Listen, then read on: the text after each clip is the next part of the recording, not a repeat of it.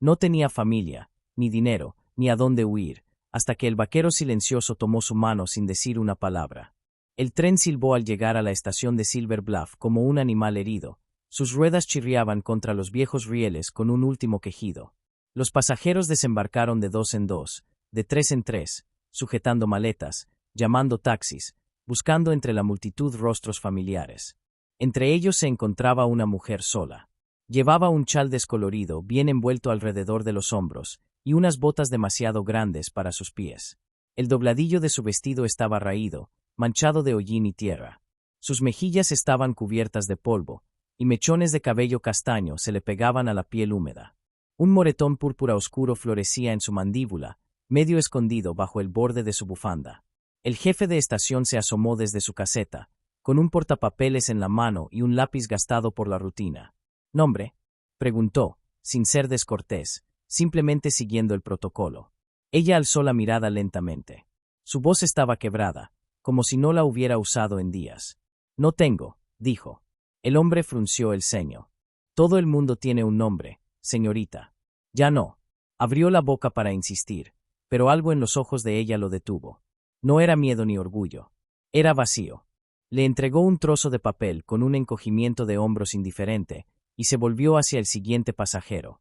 Ella deambuló por la plaza, abrazando contra el pecho su pequeña bolsa de tela como si contuviera su último aliento. Los niños la miraban. Un comerciante murmuró algo entre dientes al verla pasar. Algo sobre mujeres que viajan solas. En la pensión, golpeó la puerta una vez y se la cerraron en la cara antes de que pudiera hablar. Al anochecer encontró un rincón seco de tierra detrás de la tienda general. Las paredes bloqueaban lo peor del viento. Se acurrucó de lado, usando la bolsa como almohada. Sus dedos se aferraban con fuerza a la correa. Las estrellas comenzaron a brillar sobre ella como ojos fríos y distantes. No durmió. No realmente. El frío le mordía los huesos, y los sonidos del callejón la mantenían en tensión. Voces resonaban cerca, hombres borrachos saliendo del salón. Una voz se rió, bonita, balbuceó. Apuesto a que agradecería algo de compañía. Otro se rió. Seguro que cambiaría cualquier cosa por una cama caliente esta noche. Se oyeron pasos. Lentos. Deliberados. Ella metió la mano en su bota, donde guardaba desde hacía días un trozo de vidrio roto. Sus dedos se cerraron alrededor de él. No respiró. Entonces, silencio. Los hombres se detuvieron. Uno murmuró algo demasiado bajo para entender. Luego el otro siseó. Grady. Ella miró entre las rendijas de las cajas apiladas. Un hombre estaba de pie al final del callejón, en las sombras, inmóvil. Su abrigo rozaba el suelo. Tenía los hombros anchos y no se movía. No dijo nada. No hizo ninguna amenaza. No hacía falta. Los dos borrachos retrocedieron como si algo mucho más frío que la noche los persiguiera. Sus botas raspaban las piedras del callejón, alejándose más rápido de lo que habían llegado. La mujer no se movió. El hombre, Grady, se quedó ahí en silencio, sin acercarse. Pero incluso en la oscuridad, ella podía sentir el peso de su mirada. Se mantenía como si esperara algo, como si supiera que ella necesitaba verlo, saber que alguien la había visto. Pero nunca habló. Nunca dio un paso al frente. Tras un largo momento, se dio la vuelta y se fue. Ella permaneció despierta hasta el amanecer, los ojos abiertos, los dedos aún aferrados al pedazo de vidrio. Cuando el sol finalmente se alzó sobre las colinas, el pueblo comenzó a despertarse. Carretas chirriaban al pasar. Los comerciantes abrían las puertas de sus tiendas. Ella se incorporó lentamente, con los huesos rígidos y la cabeza pesada. Esa mañana comenzaron los rumores. Llegó anoche. Sin equipaje, sin anillo. Dicen que viene del este. ¿Sabes dónde fue ese incendio? Al oeste. Y Grady la miró. Hace años que nadie lo ve mirar a alguien. Es un problema, ya verás. Pero ella no los escuchó. O si lo hizo, no lo demostró. Volvió a recorrer el pueblo, llamando a puertas traseras, pidiendo trabajo. La panadería la rechazó. El carnicero se rió en su cara. Sin nombre, sin referencias, sin oportunidad. Al anochecer, regresó al callejón. Demasiado cansada para llorar, demasiado hambrienta para mantenerse en pie. Apoyó la cabeza contra la pared y dejó que las lágrimas cayeran. Silenciosas, lentas, enojadas consigo mismas por seguir siendo posibles. Entonces, la sombra volvió. Ella alzó la mirada. Y ahí estaba otra vez. el hombre de la noche anterior. Weston Grady. No habló. Su rostro estaba tallado en silencio y humo, marcado por viejas cicatrices. Sus ojos eran grises, inescrutables, como nubes de tormenta que se niegan a romperse. Simplemente extendió la mano. Ella la miró durante mucho tiempo. Y luego, porque no tenía nombre, ni esposo, ni a dónde huir, la tomó. Temblaba. Tenía los labios secos, el estómago vacío. Volvió a la misma esquina detrás de la tienda general, el único lugar en Silver Bluff que no la había rechazado con palabras. Se deslizó por la pared, abrazando sus rodillas contra el pecho, y apoyó la cabeza contra la madera astillada. No lo oyó acercarse. Cuando abrió los ojos, él ya estaba allí. Weston Grady. El mismo abrigo largo, los mismos ojos grises como tormenta, el mismo silencio. No habló, no preguntó. Simplemente se quedó de pie, luego le ofreció la mano, la palma abierta, los dedos firmes. Ella la miró. Podría haber dicho que no. Podría haberse apartado, haber esperado otra cosa, o nada en absoluto. Pero ya no quedaba nada por lo que esperar. Y había algo en la forma en que él estaba ahí, no expectante, ni siquiera esperanzado, solo presente, que la hizo extender la mano. Sus dedos tocaron los de él, ásperos, cálidos, humanos, y dejó que la ayudara a ponerse de pie. No tomaron el camino principal para salir del pueblo. Él la guió por un sendero trasero, detrás del cementerio, a través de cauces secos y senderos estrechos de ciervos que serpenteaban colina arriba. El ascenso fue silencioso, interrumpido solo por el viento acariciando la hierba alta y el crujido del cuero mientras sus botas avanzaban delante de las de ella. Tenía un caballo atado cerca del límite del bosque. Ella dudó al principio, sin saber si debía confiar por completo en él, pero cuando sus piernas cedieron bajo su peso, él la sostuvo con un brazo y la ayudó a subir a la silla. El caballo se movía lento, cuidadoso, como si entendiera que su jinete era frágil. El sol se deslizaba detrás de la cresta cuando llegaron a la cabaña. Parecía haber brotado de la tierra misma, desgastada, arraigada, medio cubierta de enredaderas. Humo se enroscaba suavemente desde la chimenea de piedra. Sin cerca, sin flores. Solo madera, roca y quietud. Weston desmontó y ató las riendas. Abrió la puerta sin mirarla.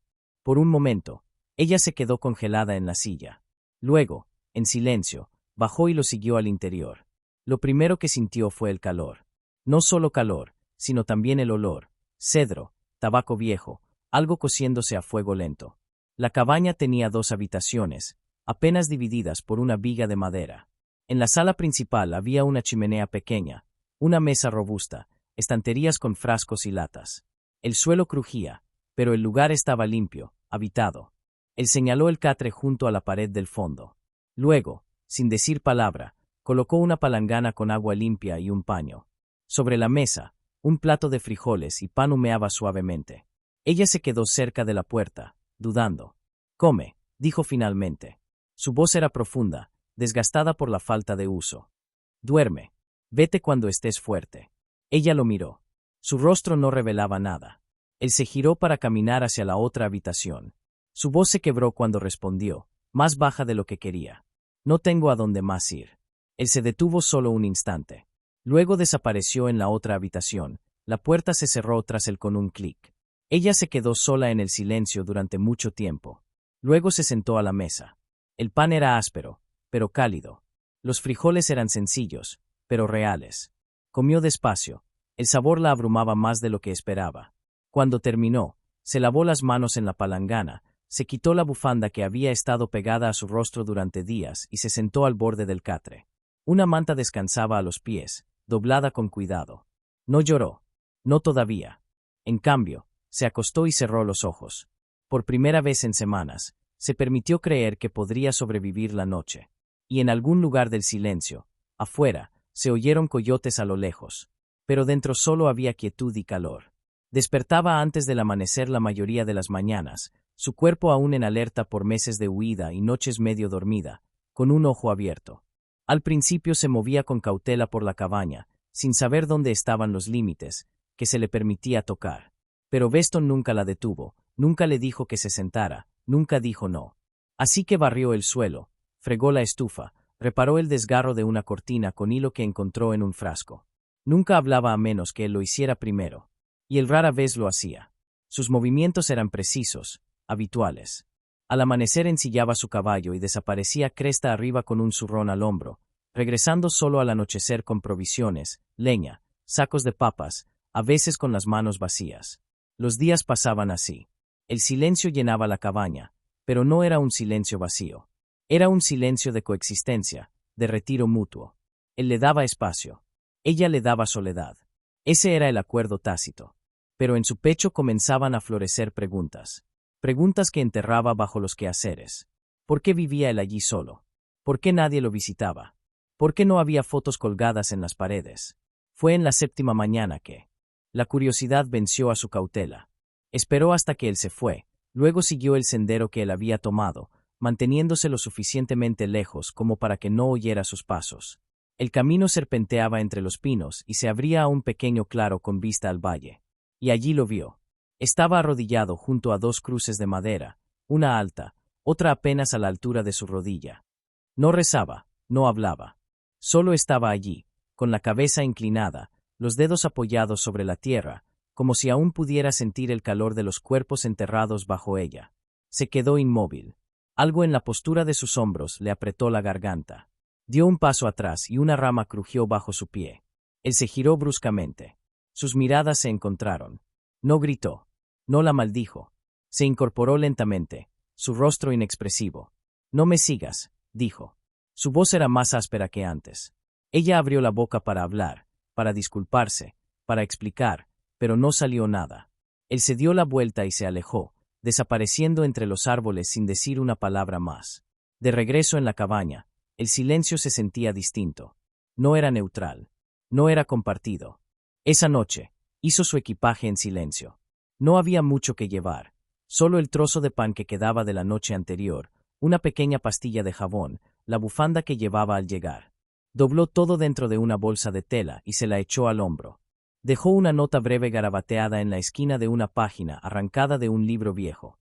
Solo 3 palabras: gracias. Perdón.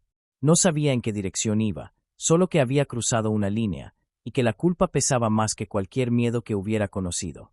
El aire era más frío de lo que recordaba. El sendero de la montaña, más empinado. En una hora, sus botas le habían provocado ampollas en los talones. Al mediodía, le temblaban las piernas con cada paso, y el sol consumía lo último de sus fuerzas.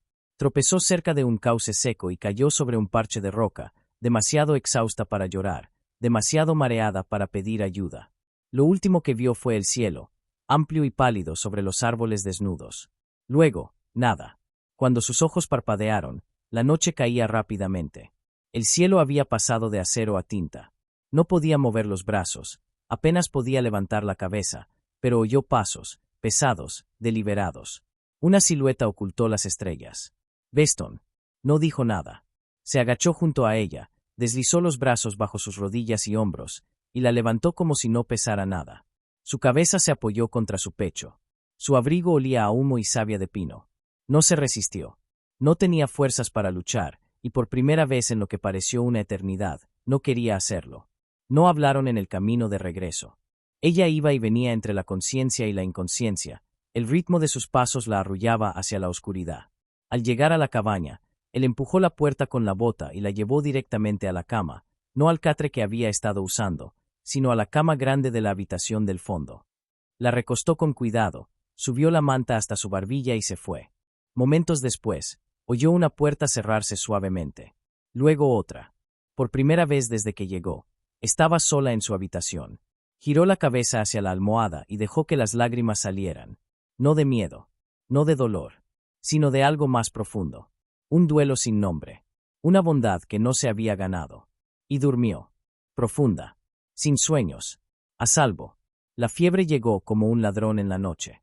Se había estado exigiendo demasiado, levantándose antes del amanecer, cargando agua del arroyo, amasando pan con los dedos entumecidos. Tal vez fue el frío que se le había metido demasiado hondo en los huesos. Esa mañana, colapsó. Quizás fue el agotamiento de meses de huida alcanzándola por fin. Fuera cual fuera la causa, su cuerpo se rindió. Beston la encontró junto al hogar, la piel ardiente, los ojos vidriosos, la respiración superficial. No gritó. No entró en pánico. Solo se arrodilló a su lado y la recogió en brazos.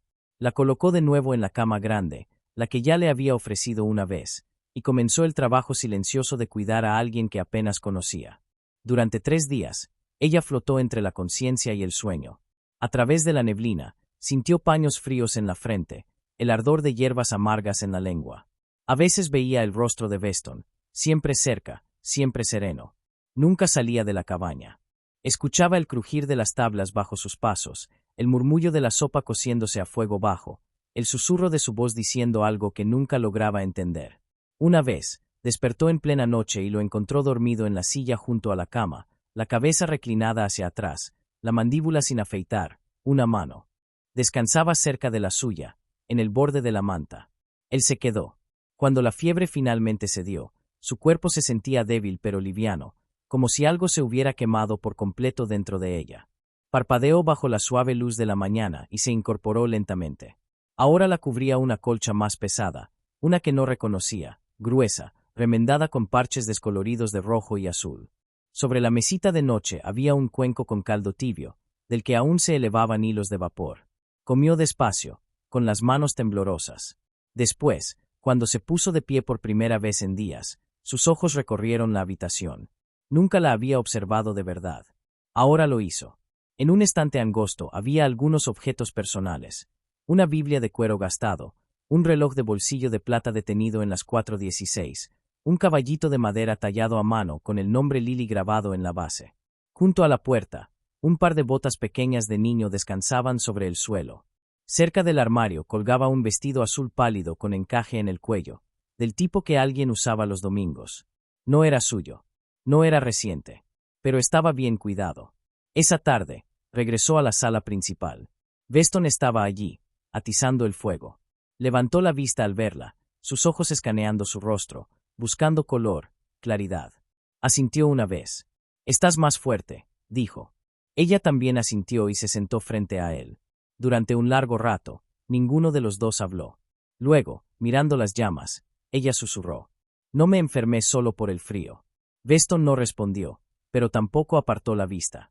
«Mi padre solía decir que yo era demasiado salvaje», continuó ella. «Demasiado parecida a mi madre, a quien él odiaba. Cuando bebía, se volvía cruel. Y cuando cumplí 16, empeoró. Tragó saliva. Me prometieron a un hombre rico, mayor. Al principio parecía amable, hasta que el anillo estuvo en mi mano. Después solo eran manos en mi cuello. Las suyas o las de mi padre, según el día». La mandíbula de Beston se tensó, pero permaneció en silencio. «Una vez intenté escapar. Me encerraron en la despensa 3 días. Sin agua. Sin luz. Después de eso, esperé. Guardé lo que pude. Y una noche, corrí». El silencio entre ellos se volvió pesado, pero no insoportable. Después de un momento, Beston habló. «Yo estaba en el pueblo comprando provisiones cuando ocurrió», dijo en voz baja. Ella levantó la mirada. «El incendio», explicó. «Una tubería estalló en la estufa. Los vecinos dijeron que ni siquiera gritaron. El humo fue demasiado rápido. Miraba el fuego como si todavía ardiera detrás de sus ojos. Mi esposa se llamaba June. Mi hija, Lily. Tenía 4 años. Solía montarse en mis hombros, tirar de mis orejas y decir que yo era el árbol más alto del mundo. Su voz no se quebró. No necesitaba hacerlo. Las enterré detrás del cerro. Volví a construir la cabaña. Me quedé. Se quedaron así, juntos, durante mucho tiempo. 2 personas cuyos pasados habían ardido, intentando calentarse junto al mismo fuego. Esa noche, ella volvió a dormir en el catre, pero algo había cambiado. El aire en la habitación era menos frío. El silencio ya no la mordía. A la mañana siguiente encontró un pequeño paquete junto a la puerta. Eran unas botas. De cuero suave, lo suficientemente usadas para ser cómodas, lo suficientemente nuevas para sentirse como un regalo. Dentro había un papel doblado. «Para quien camina a mi lado». Lo sostuvo en sus manos por mucho tiempo, luego lo presionó contra su pecho. Él no decía mucho, pero empezaba a entender que el silencio de Beston Grady no era ausencia. Era presencia, hablada con acciones, escrita en el idioma de quedarse. Los rumores habían comenzado semanas atrás, suaves como el polvo y igual de persistentes. «Todavía está allá arriba», susurraban en la cantina, viviendo con él como su esposa. Grady recogió a una fugitiva. Sin nombre. Sin anillo. No es de por aquí. Apuesto que es la que salió en los periódicos. La hija del juez. Los murmullos viajaban de porche en porche, creciendo. Los dientes. Y entonces, Ellie Burns cabalgó hacia Silver Bluff. Nadie lo había visto en 2 años, no desde la pelea en la que Weston Grady le rompió la mandíbula a su hermano, y la mitad del mobiliario del salón junto con ella. Pero ahora había regresado, llevando de nuevo una placa, una nueva estrella en el pecho y un telegrama doblado en el bolsillo. Venía de la capital. Persona desaparecida. Femenina. 20 y tantos. Hija del juez William Corwin. Última vista abordando un tren hacia el oeste. Sospecha, fuga voluntaria o posible secuestro. El retrato era impreciso, pero inconfundible. Especialmente para Burns. No esperó refuerzos. Montó su caballo y cabalgó hacia las colinas, el viento frío golpeando su cuello. Ella estaba colgando ropa bajo la luz de la mañana cuando el perro ladró una vez, y luego otra. Levantó la vista y lo vio, alto en la silla de montar, con un abrigo color tostado cubierto de polvo del camino, la placa plateada brillando al sol. Weston salió detrás del granero, el rifle colgado en la espalda. Su rostro era de piedra. El sheriff se quitó el sombrero. No esperaba verte jugando a la casita, Grady. Aquí no eres bienvenido, dijo Weston. Burns lo ignoró. Sus ojos se movieron hacia ella. ¿Está bien, señora? Ella no respondió. Me llamo Ellie Burns. Sheriff. Gente del este la está buscando. Dicen que fue secuestrada. ¿Es cierto eso? Ella negó lentamente con la cabeza. No me secuestraron. Burns frunció el ceño. Entonces, ¿por qué no hubo carta, ni telegrama, ni aviso a casa? No quería que me encontraran. Él rió, seco y cortante. Así no funciona la ley, cariño. Eres hija de alguien. Alguien con poder. Ahora mismo te consideran propiedad desaparecida. La voz de Weston salió baja y firme. Ella no es propiedad. Burns se volvió hacia él. ¿Crees que al juez le importa lo que digas? Me envió para traerla de vuelta. Dio un paso hacia ella. Señora, voy a necesitar que me acompañe. Entonces ella se movió. Salió de detrás de Weston y enfrentó al sheriff directamente. Su voz era clara. Si me lleva, voy a gritar. Voy a decir que me lastimó. Voy a decir lo que tenga que decir. Burns parpadeó. ¿Perdón? Prefiero morir en esta cabaña que volver a esa casa. Las palabras cayeron como hierro. Burns la miró fijamente. Estás cometiendo un error. Ella no se inmutó. Ya cometí uno. Dejé que otros decidieran que debía ser mi vida. Eso no volverá a pasar. Weston dio un paso adelante entre ellos, su presencia como un muro. Ella no va a ir a ninguna parte. Por un largo momento, nadie se movió. El viento cortaba entre los árboles. El perro gruñía suavemente tras la puerta. Burns los miró a los dos. Luego escupió en la tierra, montó de nuevo y murmuró. Se van a arrepentir de esto. Lo observaron cabalgar por el sendero hasta que desapareció entre los pinos. Solo entonces Weston bajó los hombros. Ella estaba a su lado, respiración entrecortada, los dedos cerrados en puños. Lo miró. Gracias. Él no respondió. Pero no se alejó. Esa noche, ninguno habló. Pero algo había cambiado. Algo valiente, como si por primera vez el silencio entre ellos no solo protegiera, sino que reclamara. 2 noches después, el silencio se hizo trizas. El perro ladró una vez, luego otra, agudo y urgente. Weston ya estaba de pie cuando el tercer ladrido rompió el silencio. Se dirigió a la puerta, rifle en mano, los ojos entrecerrados. Ya lo sabía. Ella lo siguió de cerca, el corazón golpeándole en el pecho. Afuera, la luz de un farol parpadeaba entre los árboles.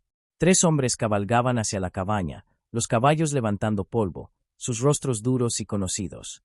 Burns era uno de ellos. Desmontó lentamente, una pistola en el cinturón, un farol en la mano. Los otros 2 se dispersaron detrás de él, ambos armados. Te di una oportunidad, Grady, gritó. Te dije que esto no había terminado. Weston salió al porche, tan sereno como siempre, el rifle alzado y firme. Ella no es tuya. Burns gruñó. Estás ocultando sangre robada. Ella le pertenece a alguien. No le pertenece a nadie, respondió Weston. Ni siquiera a mí. Ella estaba detrás de él, en el umbral de la puerta. Temblaba, pero no de miedo, de determinación. La escopeta colgaba junto a la chimenea. Sus ojos se dirigieron hacia ella. Su respiración, entrecortada. Weston le había enseñado a cargarla una vez. Por si había coyotes. Esto no eran coyotes. Se movió rápido, las manos torpes pero decididas. Sus dedos encontraron los cartuchos. Cargó. Avanzó. Burns gritó. Baja el arma, chica. Este no es tu asunto. Pero lo era. La última vez que alguien intentó arrastrarla, ella guardó silencio. No ahora. Salió junto a Beston. Váyase a casa, sheriff, dijo, con la voz temblorosa pero clara. Él se burló. Tú no das órdenes. Se va a arrepentir, señorita. Entonces él llevó la mano al arma. Ella no pensó. Actuó. El primer disparo tronó como un relámpago, resonando entre los árboles. Uno de los ayudantes gritó, agarrándose la pierna mientras caía detrás de una roca. El fuego cruzado estalló en la oscuridad. Beston se movía con precisión aterradora, disparando, recargando, buscando cobertura. Un segundo hombre cayó con un grito, el hombro destrozado. Burns se lanzó tras el bebedero, devolviendo disparos al azar. La madera se astilló. La barandilla del porche estalló. Ella se agachó tras el marco de la puerta, el pecho agitado. El humo llenaba el aire. El perro gemía debajo de las escaleras. Luego, silencio. El segundo ayudante se arrastró, gimiendo. El tercero seguía en el suelo, el rostro retorcido de dolor. Burns emergió lentamente, ambas manos en alto. Está bien, gritó. Ya basta. Beston no bajó el rifle. Lárgate, dijo. Burns los miró, con sangre en la mejilla y el orgullo herido aún más profundo. Van a pagar por esto. Los dos. Esta es nuestra casa ahora, respondió Beston, con una voz baja y definitiva. No es tuya para tomarla. Burns escupió, montó su caballo y desapareció entre los árboles sin decir una palabra más. Dentro de la cabaña, ella apoyó la escopeta contra la pared y se dejó caer al suelo. Le temblaban los brazos. Respiraba con dificultad. Beston entró detrás de ella y cerró la puerta. Ella lo miró. Su camisa estaba rasgada en la manga. Una herida superficial sangraba en su brazo. «Estás herido», susurró. «He tenido peores», dijo él. «Lo siento, yo», comenzó, pero él negó con la cabeza. «Hiciste lo que tenías que hacer». Y por primera vez, él extendió la mano. No para cargarla, ni para protegerla. Simplemente tomó su mano, áspera, cálida, firme. Ella la sostuvo también, sus dedos entrelazándose con los de él. No como un hombre salvando a una mujer, sino como dos personas que eligen mantenerse juntas. Después de que los disparos cesaron y regresó el silencio, Beston comenzó a reconstruir. Reemplazó primero la barandilla del porche, cortando y lijando cedro de la ladera, sus manos moviéndose con la calma de quien ya lo ha hecho muchas veces. Luego vino el techo, que tejuelo con cuidado y constancia para que el viento no volviera a colarse. Ella trabajaba a su manera. Detrás de la cabaña, hundió las manos en la tierra, la removió, buscó los lugares donde aún podían respirar las raíces. Plantó hileras de ajo y cebolla, unas ramitas de albahaca y, en la esquina, junto al borde del porche, enterró las últimas semillas de lavanda. Tal vez no florecerían, pero tal vez sí. Nunca dijeron lo que eran el uno para el otro. No hubo confesiones ni declaraciones. Pero cuando Beston trajo una bolsa de harina, ella horneó pan. Cuando ella le entregó una camisa recién remendada, él la usó al día siguiente. Cuando la leña escaseaba, él apilaba más junto a la puerta. Y a veces, cuando el viento aullaba, él dejaba una manta extra a los pies de su cama, sin decir una palabra. Se convirtieron en un ritmo. Ella barría, él cortaba. Ella cosía, él lijaba. Ella tarareaba mientras amasaba el pan. Él escuchaba en silencio, afilando su cuchillo junto al fuego. Algunos días él no decía nada, pero dejaba pequeñas cosas. Un sobre con semillas en el alféizar. Una cuchara tallada con sus iniciales en el mango. Una bufanda tejida, demasiado corta y dispareja, pero cálida. Ella nunca las pedía, pero entendía. Sus manos decían lo que su boca no podía. Una tarde se sentaron juntos junto a la estufa, la lámpara de aceite proyectando largas sombras sobre el suelo de madera. Ella bebía té despacio, envuelta en la colcha de retazos que él había remendado después de la última nevada. «Beston», dijo en voz baja, mirando la llama danzar. «He vivido en muchos lugares. Ninguno de ellos se sintió como mío». Él no respondió de inmediato. Luego la miró, largo y con firmeza. «Quédate», dijo. A ella se le atascó el corazón en la garganta. A la mañana siguiente encontró una pequeña caja de madera sobre la mesa. Sin lazo, sin nota. Solo vetas lisas y bisagras cuidadas. Dentro, una cadena fina de plata. Simple. Llana. A un lado, un colgante en forma de llave, tallado en piedra lavada. En una cara, una sola palabra grabada a mano. Nuestra. Ella la miró, con los dedos temblorosos. ¿La hiciste tú? Preguntó suavemente. Él asintió una vez. ¿Para nosotros? Preguntó de nuevo. Su respuesta fue un bajo y firme. Si tú quieres. Ella apretó el collar contra su pecho y sonrió. Esa tarde colgó el colgante en un clavo junto a un viejo cartel tallado. El letrero tenía solo una palabra, quemada con cuchillo caliente hacía años. Hogar. Ahora, justo debajo, colgaba otra pieza. Brillaba al sol. Nuestro. Y por primera vez, la cabaña no se sintió como un lugar que alguien había perdido. Se sintió como un lugar que ambos habían elegido. El verano llegó en silencio a la montaña, suavizando los bordes de todo. Las enredaderas treparon por la madera nueva. Los postes de cedro del porche. Flores silvestres brotaban entre las grietas de las piedras. El aroma a pan horneado se escapaba de la cabaña cada mañana. Levadura, miel y algo cálido que se sentía como un recuerdo. El ritmo de sus días no se decía en voz alta. Beston bajaba al valle para comerciar. Ella cuidaba el jardín, haciendo brotar albahaca y lavanda. Él dejaba sus botas junto a la puerta ahora. Ella remendaba sus camisas sin necesidad de pedirle permiso. Una mañana, ella se quedó de pie junto a la ventana abierta, con un trozo de madera vieja en una mano y un pedazo de carbón en la otra. Presionó el carbón sobre la superficie, trazando cada curva y línea con cuidado. Clara. No su antiguo nombre. No el nombre que usaban en los telegramas, en los tribunales, en las cartas que nunca abría. Este era un nombre que ella eligió. Uno que se susurraba por las noches hasta que se acomodó en sus huesos. Hasta que sintió que siempre le había pertenecido. Colgó el letrero en un clavo afuera de la ventana de la cocina. Beston no dijo nada cuando lo vio. Pero a la mañana siguiente, mientras partían leña bajo el sol temprano, le ofreció una taza de café y dijo suavemente: Clara. Ella lo miró y sonrió. Más tarde esa semana, lo encontró sentado en el porche trasero, tallando un bloque de madera con su navaja de bolsillo, lento y metódico. ¿Qué estás haciendo?, preguntó. Él no respondió. 3 días después, apareció la respuesta. Sobre la puerta principal, recién colgado, había un cartel. El hogar de los Grady. No la cabaña de Grady. No el lugar de Beston. Hogar. Algo compartido. Y esa noche, mientras el fuego crepitaba y el viento se movía entre los árboles, Clara se sentó a la mesa mientras Beston limpiaba su rifle en silencio. Ella colocó un solo papel doblado frente a él. Él lo miró. Luego la miró a ella. Ella no apartó la mirada. No necesito una boda, decía. Pero si quieres que me quede para siempre, solo dilo. Él lo leyó por un momento. Luego tomó el lápiz del mostrador y escribió debajo de sus palabras: Te quedaste el día que volviste. Se lo devolvió sin ceremonia. Y eso fue todo. No hubo boda, ni anillos, ni invitados, ni bailes, ni fotos. Pero tenían cosechas que atender y un invierno para preparar. Tenían nombres que decir al atardecer y semillas que sembrar al amanecer.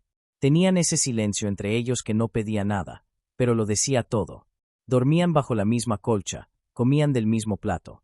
Y a veces reían del viejo perro persiguiendo pájaros que nunca atraparía. Clara decía su nombre ahora cuando lo llamaba desde el campo. Beston decía el de ella cada mañana con una taza de té. Nadie necesitaba ser testigo porque ya era real. Pasaron los meses. Un viajero llegó a Silver Bluff un otoño.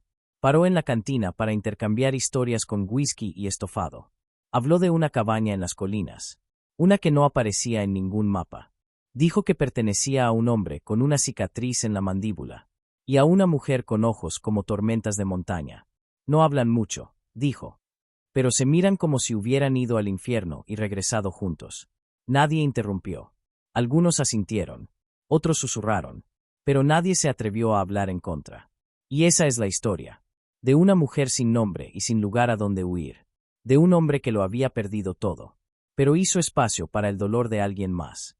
No con palabras. No con votos. Sino con quietud. Con espacio. Con quedarse. Porque en un mundo lleno de ruido, ellos construyeron una vida desde el silencio. Y eligieron, cada día, quedarse juntos. Siempre. Si esta historia despertó algo en tu corazón, si te recordó que el amor no siempre llega con fanfarria, sino a veces en silencio, con paciencia, en la elección callada del uno por el otro día tras día, entonces acabas de conocer el alma de lo que hacemos aquí. En Soul Stirring Stories, te traemos relatos de resiliencia, sanación. Y ese tipo de conexión que no necesita testigos para ser real. Si crees en el amor que renace de las cenizas, en la paz que se encuentra lejos del ruido, y en las segundas oportunidades que se dan no con promesas, sino con presencia, entonces este también es tu hogar. Dale like, comenta y suscríbete a Trama de Alma, para más viajes inolvidables del corazón. Y recuerda, a veces, las historias de amor más grandes son las que el mundo nunca ve, solo siente.